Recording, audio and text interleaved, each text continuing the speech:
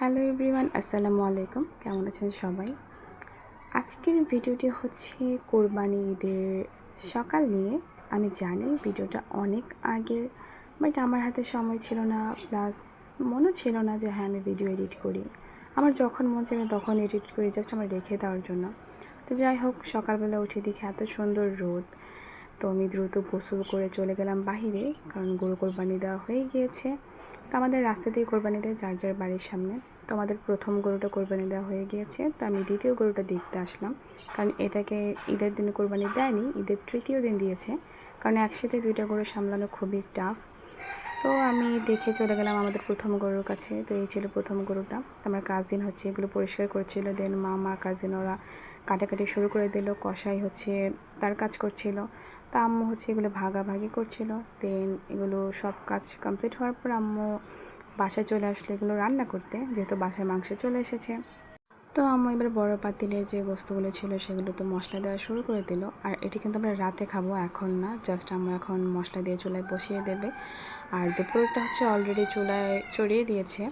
তো এইগুলো আম্মু রেডি করে দেন হচ্ছে দুপুরে যেটা আমরা খাবো সেটা রান্না করতে চলে যাবে, এটা জাস্ট মশলাটা দিয়ে।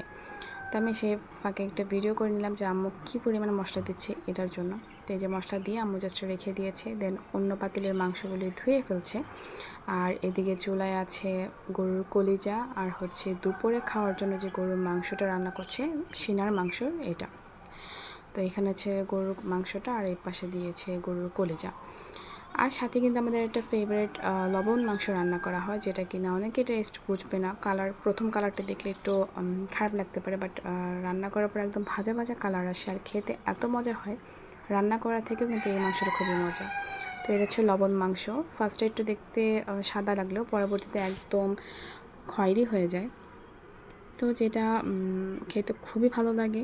তো এটা কিন্তু আমাদের এক আন্টি থেকে আমরা শিখেছি। এই হচ্ছে লবণ মাংসের ফাইনাল লুকটা।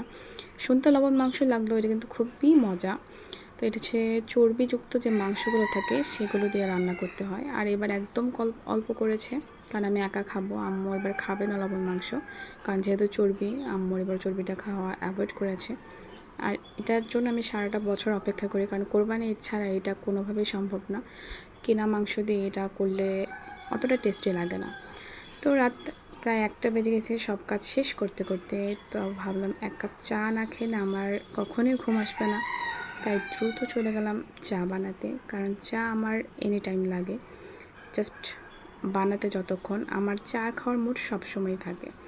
তো যাই হোক, এই ছিল আমার একটা কোরবানি ঈদের ছোটো ব্লগ। তো ভালো থাকবেন সবাই, আল্লাহ হাফেজ।